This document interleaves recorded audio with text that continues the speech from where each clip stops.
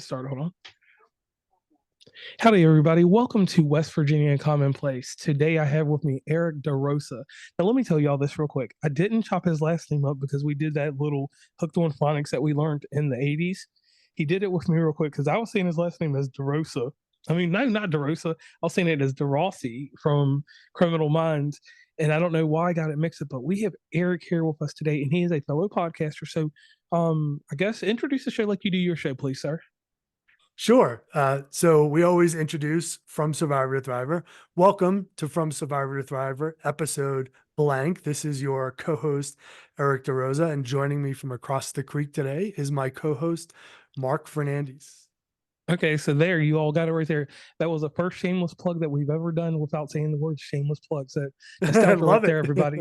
So let's just jump right into it. Erik, why are you here today? And let the people know a little bit about you, something interesting that no one else knows. And the reason I do that is because we're fellow podcasters. We talk a lot, but sometimes the intimacy is not built with our audience. And since you're with a new audience, let's build some intimacy. Absolutely. So, as you said, my name is Erik, and I live here in Snowmass Village, Colorado, where since 7 o'clock this morning, it has snowed almost 2 feet. I live high up in the Rocky Mountains, and I am a skier here in Colorado, who happens to also be a mental health advocate, author, speaker, and as you mentioned, co-host and creator of the From Survivor to Thriver podcast. What I always like to tell people is I am not by any means a mental health professional. Rather, I am a mental health enthusiast. And as I sometimes joke, a frequent flyer. And, a very little known fact is just 2 days ago, I added to my ever-growing tattoo collection as I worked on completing the sleeve that's on my right arm. And the only one who's seen the work so far is my tattoo artist and my wife. So it has not been unveiled yet to the world. Okay. So let's just jump into it. Can you share with us your personal journey from experiencing mental health challenges to becoming an advocate for mental health awareness? Sure. I love that question, JR. And for me, it's been, let's call it a 52-year journey. As far back as I can remember, around the age of 7, I was struggling in silence with severe anxiety and obsessive compulsive disorder, something that I never shared with anyone. That continued all the way up until the age of 33. I hid behind an ever increasingly amazing facade. No one in the outside world knew, and that included my wife, who I had already been married to, and we had been together since college when I was 20 years old. I was even able to hide it from all of my colleagues in New York City on Wall Street, an environment which contributed, as one can imagine, very detrimentally to my mental health. And at the age of 33, it was late in the summer of 2004, I suffered the first of 2 dissociative episodes, psychotic break, nervous breakdown. They go by many different names. And it was at that point that I realized I could no longer hide it from everybody. And I needed to get serious about my own mental health. So I was serious for about a year and then decided I was my own best doctor. And in 2006, suffered my second and more severe dissociative episode. And it was at that point when I recognized this was going to be a lifelong journey. It was something that I was going to have to learn with and learn to live with and no longer have it manage me. And from that point on, I got serious about both my mental health and my physical health. In 2011, my wife and I, with our 2 cats, moved here to Colorado, where I started a career as a ski instructor, traded my finance career in New York. And 3 years ago, as you was so kind to let me introduce the podcast at the beginning, I launched the From Survivor to Thriver business, and with that, the From Survivor to Thriver podcast. And so my advocacy work, my writing, my speaking, my podcasting, it's all born out of my own lived experience and the idea that we all need to work to shatter the stigma around mental health conversations. We need to help empower voices, and we need to build a community of thrivers so that people no longer feel that they're alone on their own journeys. And see, that's something that I like, and really impressed, and I'll tell you this, and this isn't nothing on age difference, but the year that you had the first breakdown, I graduated high school. There you So go. yes, yes. And then the next time I was already in college. So I want to tell you this. I want to say thank you real quick for that because a lot of people, as men, we were conditioned, and I don't care where you're from or your background, or if you were raised in a house with just moms and no dads or whatever, however you were raised, we were all conditioned by society to be built Ford tough when we were really just built like Chevys. I love how you put that. And I grew up in southeastern Massachusetts in a very blue collar town in the 1970s and 1980s, where mental health was a topic that was not even spoken about. A lot wasn't even known about it at the time. And yes, it was all about we can't be vulnerable, we can't cry, we can't show our emotions. And when I look back now and think about where I'm at, and here in Colorado, I actually help facilitate a men's group where we're all about getting in a room and sitting around and sharing our feelings. We've come a really, really, really long way. But the fact is, as you said, JR, as men, it doesn't matter where you come from, what background you come from, what households you come from. Men in general are conditioned to be problem solvers, not to reach out for help, and try to do things on our own. And very often it can get us in trouble. It did for me. I tried to do it on my own for so very long. And now I'm very thankful and very grateful that I shared it not only just with my wife to start, but with the world over the past few years. And I like that so much because it's like we're like onions or like Shrek the ogre. We put so many layers over us and just keep going with that. So let's dive into this. What inspired you? Well, let me flip this around. We know what inspired you to create From Survivor to Thriver, but how did you envision its impact in the mental health space and in the podcasting space? It would take off as it has. That's a great question, and no one has asked it to me in that way. And I love how you turn that. When I started the show with my co-host, I really thought it was going to be something that we might do for, 6 months or a year. It was during the height of COVID, and I wanted to be able to impact people and help people. But I had no idea at the time the reach that the show was going to have and the message that we were going to be able to get across to people. And so as I sit here 3 years later, reflecting on the podcast, something that really started as a passion project and is now, not only a business, but it's really a deep rooted part of who I am. Uh, when I hear messages from people who have listened to specific episodes, or have taken action or have shared it, and that's one of the real important ones.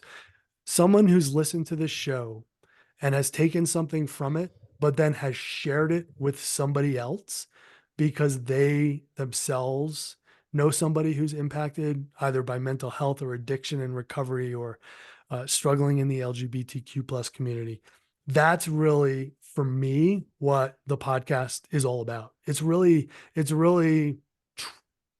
gone far beyond just a show that we sit down and record every week, but really a resource that people can use and can listen to.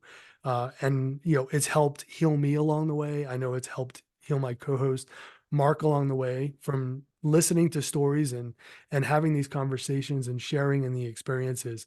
But it's been so amazing to be part of a podcast community, like with your podcast, JR. We all come from so many different walks of life, and we have so many different angles and slants to our show. But it's so wonderful to know that those within the podcast community are so accepting of a topic such as mental health, and want to be able to share that message not only with their guests but with the rest of the world as well. And it's one of the things I really appreciate. And I thank you for niching down with it because I try to delve into it here and there, to reassure it every quarter of the year. I mean, every quarter, Yep. because I cover so many different things. And I thank you all for niching down with that. Now, I'll tell you this, and I want to teach the audience something real quick. I want to tell you about this word correlation. You said Southeast Massachusetts, so I was thinking at first I was going Southwest. I was thinking like Franklin, Mass. because with my travels, like I told you earlier, I Yes. travel all around the rim, Plymouth, and then out into the ocean with it. So Yep. I wasn't there necessarily in the period of time that you grew up, but I know the atmosphere. So I know how tough it is because it's a different exterior of mass. They Oh, call them very. they call them mass holes Mass holes. because Yes. yeah, because like it's and just telling you like I can really feel you on how intense it is. It's a toughness you got to have there, um, coming from that area, and then going to New York, and then going somewhere peaceful. Colorado is just like West Virginia is peaceful. So Well, yeah, it's interesting. You picked up on something very important, and that was yes, my upbringing in southeastern Mass. I grew up in Somerset, so I'm sure you're okay, familiar with Fall yes, River and the 195 corridor all the way out to the Cape.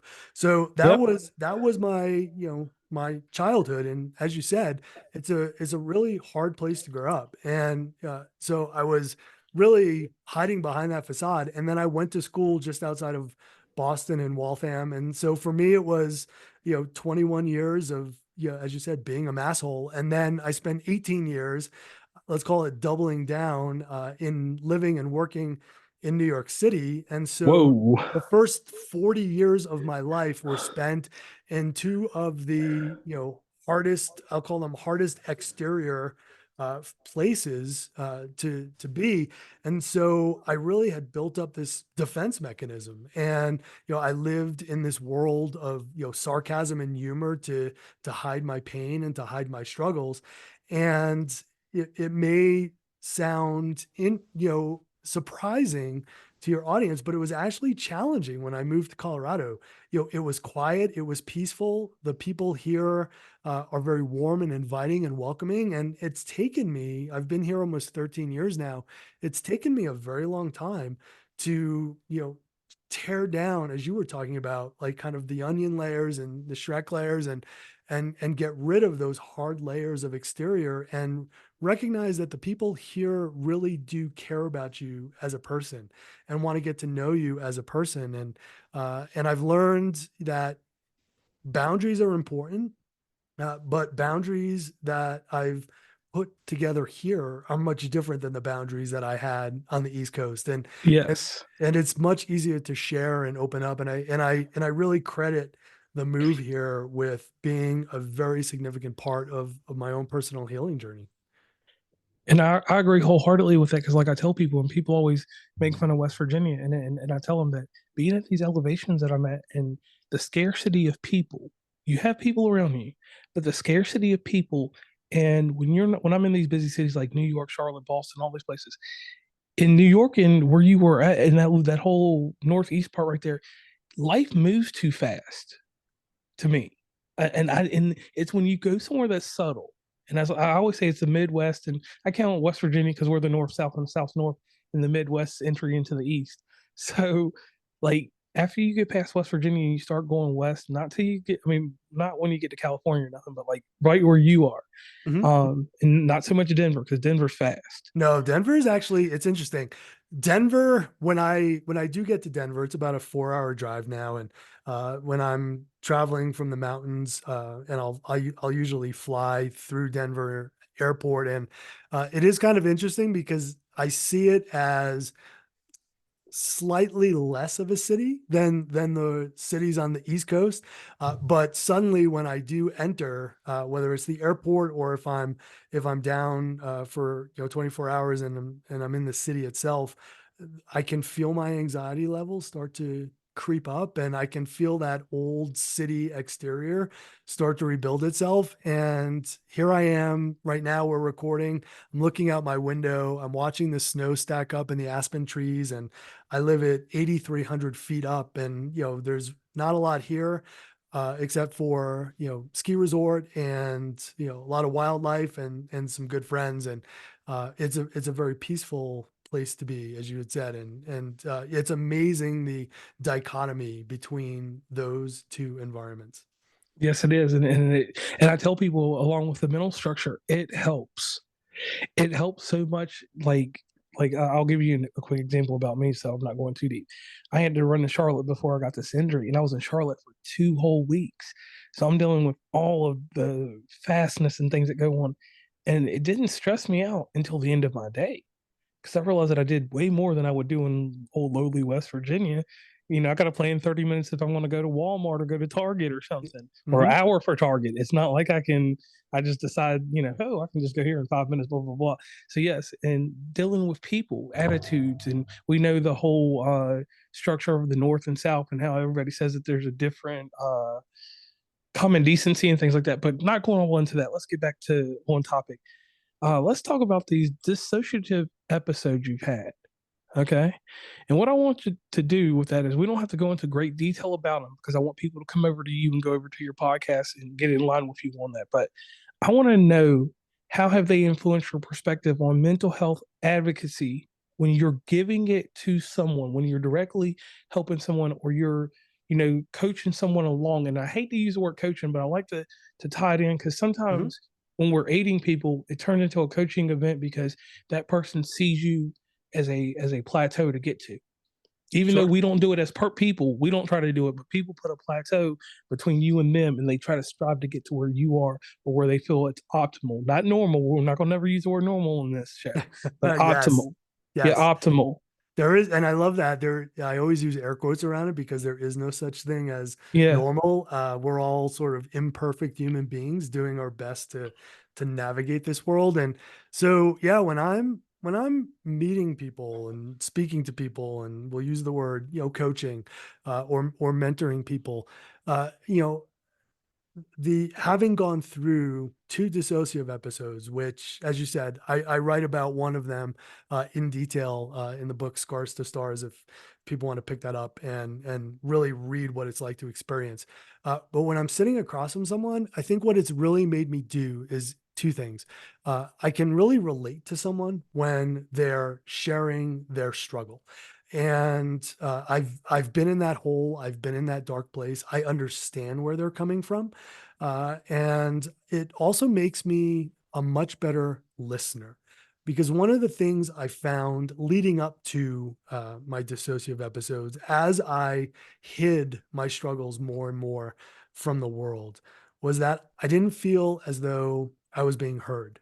It goes all the way back to a younger age.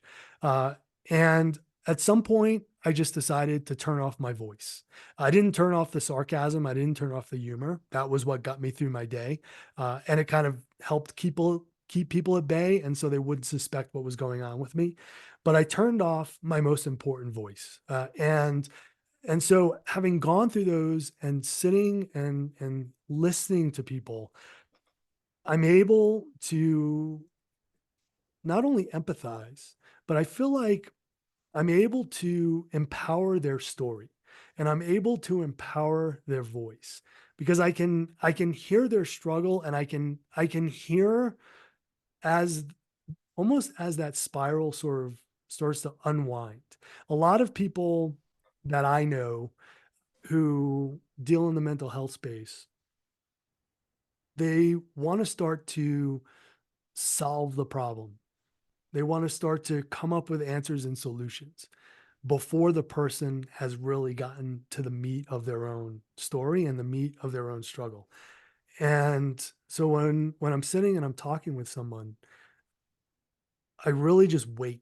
I wait to hear those really important pieces and those really important nuggets that that person has to share. Because often, as you said, we start shedding layers, but we really start to shed the superficial layers. It's not until we're sitting across from someone or next to someone, or in my case, out skiing with someone who's really listening and really wants to hear what that person has to say, that those real deep layers come off. And by sharing those real deep layers, that's where the real healing journey begins. And so yes. I feel like I'm a little better equipped as a non-professional, but through my own lived experience, to help people get to that place on their healing journey in a way that others may not be. Right. And then another thing that you like to do is you like to help people get rid of that okayness. Yes, yes. Yeah, so I love the air quotes. I came up with that quote, it's perfectly okay to not, and I'm gonna put the word in there I always use, not always be okay. That's kind of my tagline for the podcast. And the saying, it it was born out of, I heard so many people say it's perfectly okay to not be okay. And I thought to myself, no, that's not true. I was not okay for a very, very, very long time. And it took me to a very, very deep, dark place, not once, not just twice, almost 3 times. And so it's not okay to not be okay, right? Right. You're allowed to not be okay sometimes, but when it goes on for more than just a few days and you're starting to feel yourself go down a hole and you're not able to get yourself out of it, and you've lost interest in the things that you normally do, and you're not sleeping well and you're not eating well, it's time to reach out for help. And that's where I sort of came up with that tagline, where it's perfectly okay to not always be okay, is we need to be able to recognize when we're just having a bad day or two, and when we're actually starting to go down a really bad, a really bad road, a really bad pathway, so we can reach out for help, and we can, utilize people and resources that are there to help us, so that we don't have to stay there like I did for a very, very, very long time. And I'm glad that you are out of that. Now, I pay homage to a news magazine. This news magazine came on Friday nights after TGI Friday on ABC. It was called 2020. 2020 has John Stossel on there as comedic relief. Hmm. Diane Sawyer is very poignant with her interviews. Sometimes I like to say that she's a little bit better than this lady that I'm going to talk about. But this other lady I'm about to talk about, the late great Barbara Walters, she was regal and she had a way to make people personable. She had a way to attack you with questions. And if her questions, if she was doing a really good job, the news station would let her show go on to 11:05. And I know you remember. And Yes, I do. if she wasn't doing a good job, which we all don't always do a good job in everything, they cut her off at 11 o'clock. That shit went. Phew. She was off. Excuse my language, everybody, but she was gone, and we were watching the news, or I was going to bed at 11 o'clock. But I think it's time, Eric, that we get in here and we do these 2020 questions so that you can get on the hot seat. Are you ready? I am more than ready. And Oh, another shout out to Elizabeth Vargas, who was a I host on forgot. that Yes, yes, show, yes. Oh, yeah. What do I and always has forget her? and Elizabeth has been very open about her own struggles with alcohol and addiction. And so I would be remiss if we talked about 2020 without bringing up I Elizabeth's can't name. believe it. By the time Elizabeth Vargas was on there, I'll be honest with you, I was probably not even watching. I was in high school by then. But So yes, do your best, Barbara Walters. I'm ready. all right. So here we go. First question is Diane Sawyer status, so it's not going to be as strong. In your experience, what are some misconceptions or stigma surrounding mental illness, and how do you work to challenge these things, not to break them, but to challenge them? Because the only people that can break them are the people inside someone's mind. How do you challenge people to obstruct these stigmas and misconceptions? Sure. So I think the biggest, biggest, biggest misconception is that people with mental health struggles are crazy. The reality is we are not crazy at all. We are people just like you, just like me. We look the same. We walk the same. We go to work every day.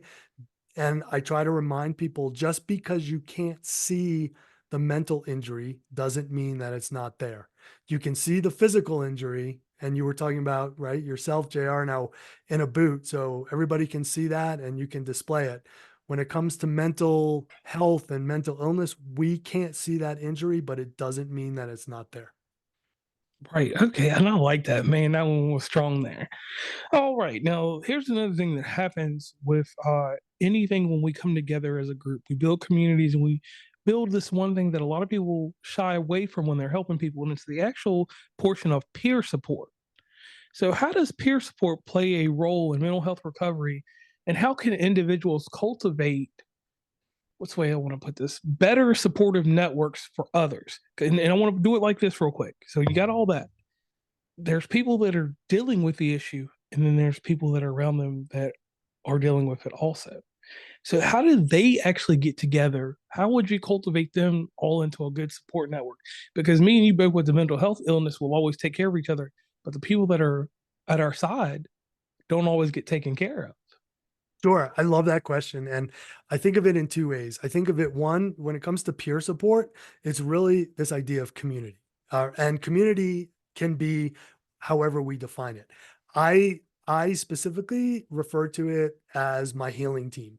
And one of the very important things that I've done is I've built a healing team around me, which consists of family and friends and professionals. And as you said, other community members who they themselves might not have come into direct contact with mental health struggles or have struggled with mental health issues themselves.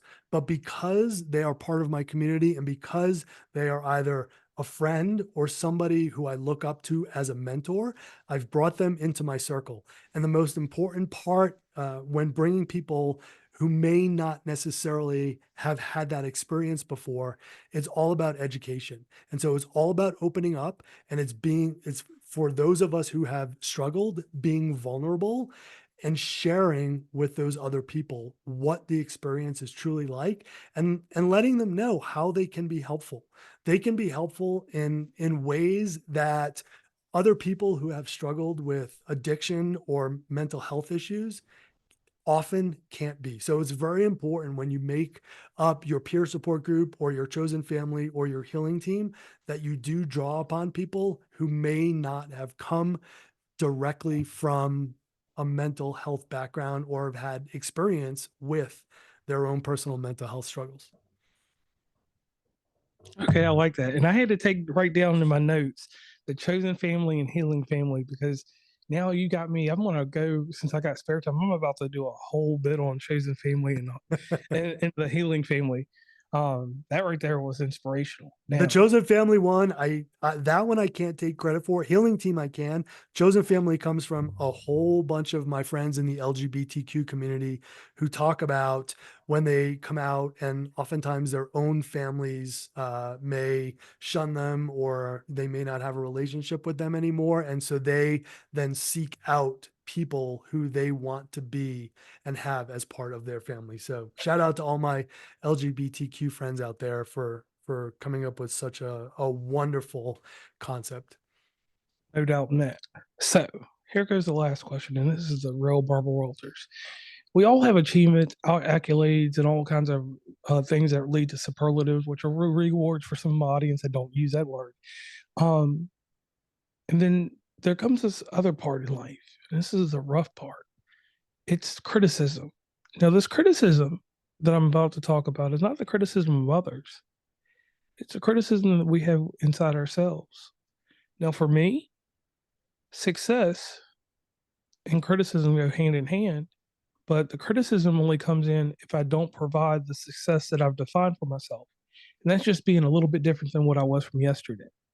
So that's the only time I give myself a harsh look into criticism. I don't go as deep as everybody else because I said that I'm not going to take the mental power to do that anymore.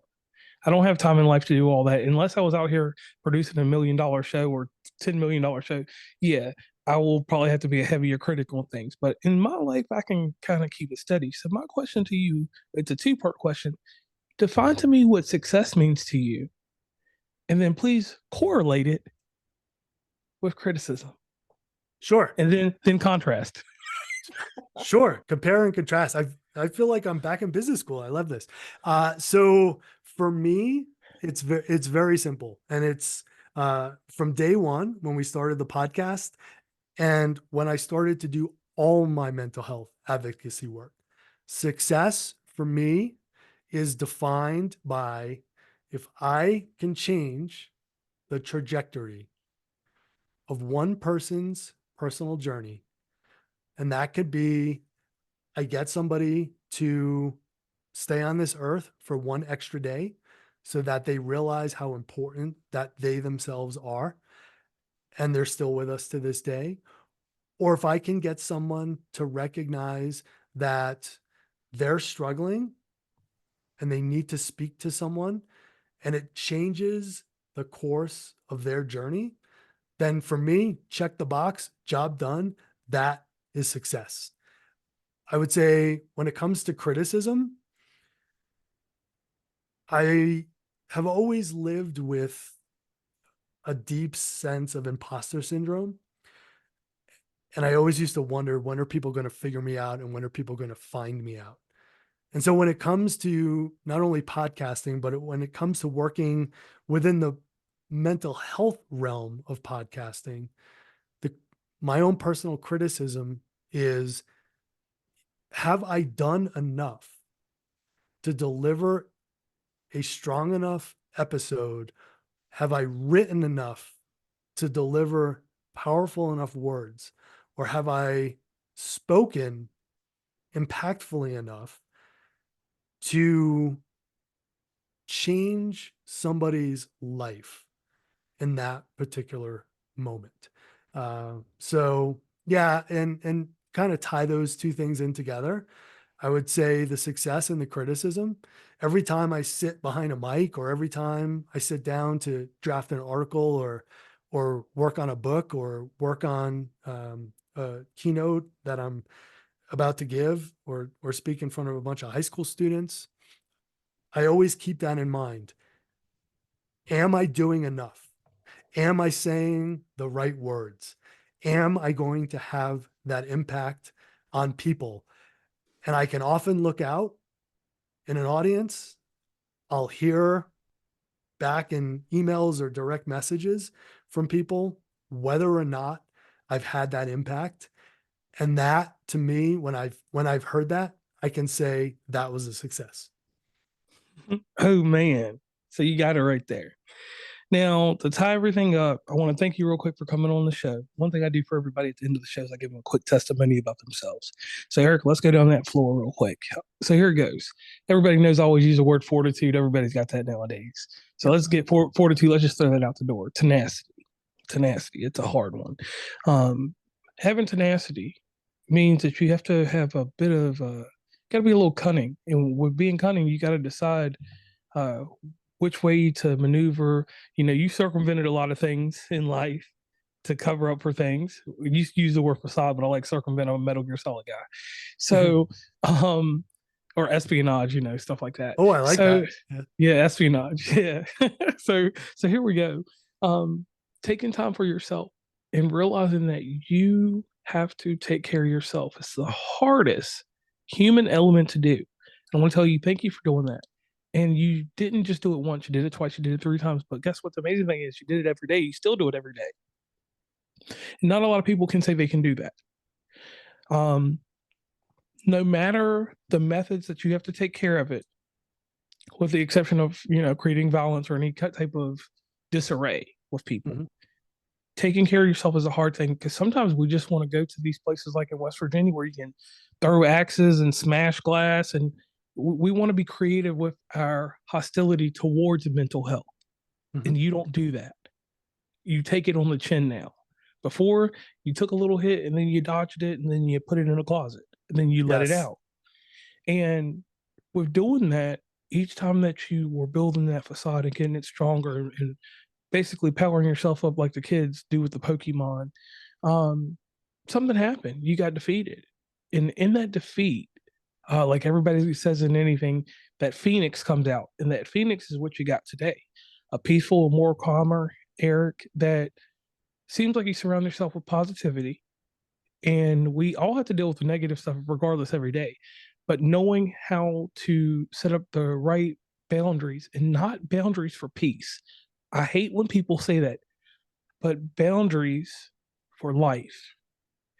Because when you set boundaries up for life, you are making a chord. You're saying this. You're saying, hey, I'm Eric, and this does not go with the flow. You're not saying I'm Eric and this doesn't settle right. You're saying I'm Eric and this does not go with my flow. This doesn't go with my vibration in life. So I will not allow it, and it will not continue in my ecosystem. That right there is the message inside your podcast, inside everything that you do to help people. And that is something that is hard to give to someone. It's not manufactured, it's something that comes from trauma. Trauma is your middle name.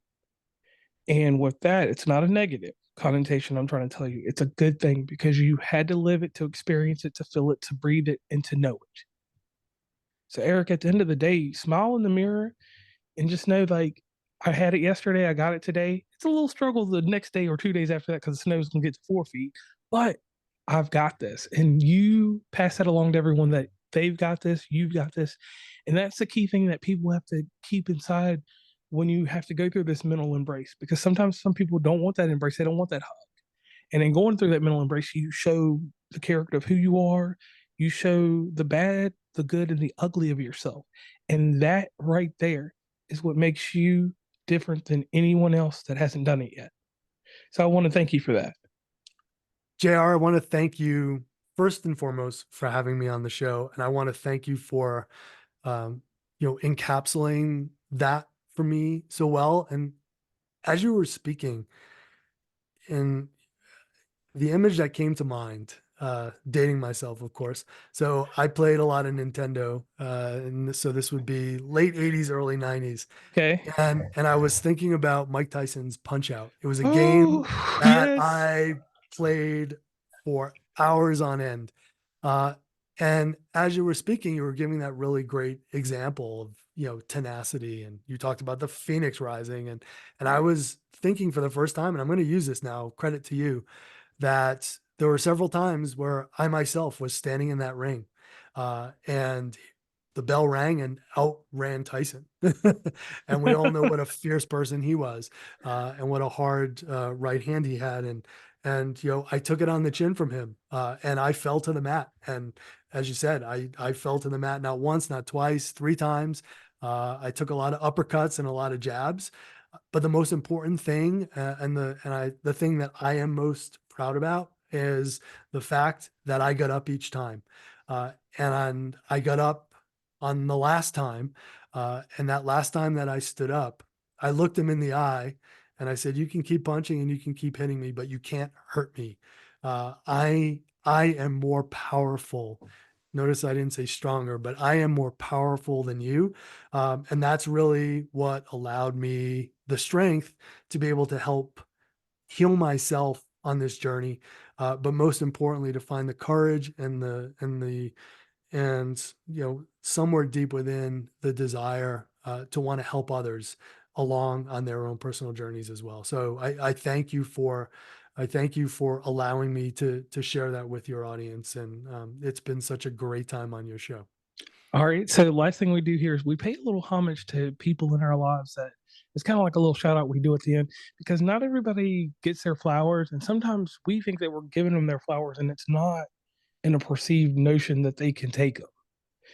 So, Eric, you're on the hot seat again. It's time to give those flowers to the people that have helped you or the items, because some people carry pet rocks. Mhm. Teach his own. Yeah, definitely.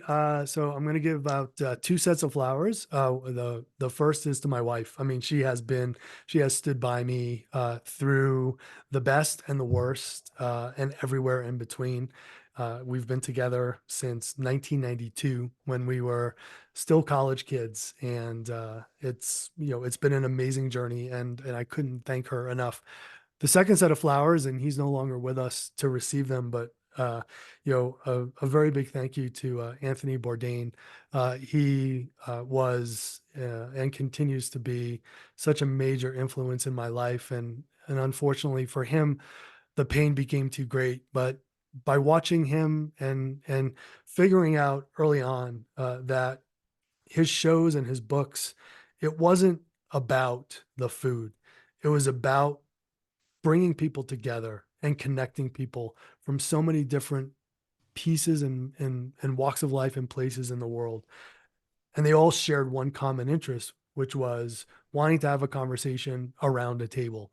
And in his later years, he was vulnerable and brave enough to share his own uh, struggles with addiction and his own struggles with mental health. But he is certainly someone who I have looked to for, the courage to be able to share my journey with other people, and for that I thank him, and I only wish he was still here for me to be able to meet him in person one day and to sit down at a table and have that conversation about how life is not easy, and each day might be a struggle on some level or another, but that we can all get through. There's hope, there's help, and that there's a way through.